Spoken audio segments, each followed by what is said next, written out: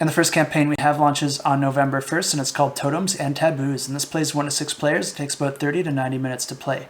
And this game takes a tongue-in-cheek approach on religion, where players are going to be trying to form their own religion and build a totem pole in honor of their values. And players are going to be building their totems from different colored dice, and the first player to reach the 6th level of their totem pole wins the game. To build each level of their totem, players are going to need human souls. Devout believers. Souls are represented with these black soul cubes that you can see in the middle of the image here, and they come in 3 different shapes. There's the servant, the cleric, and the shrine.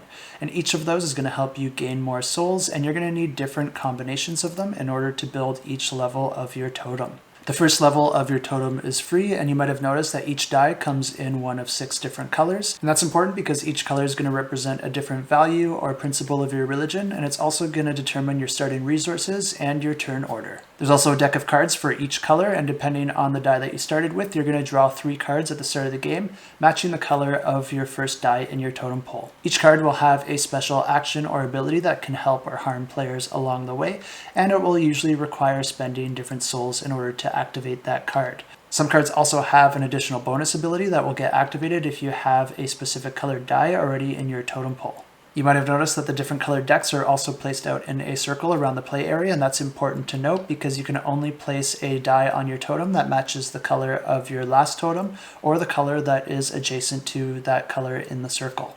And on a player's turn, there's a few different actions that they can perform. They can either choose to play as many cards as they like, and then they can draw a new card into their hand at the end of their turn.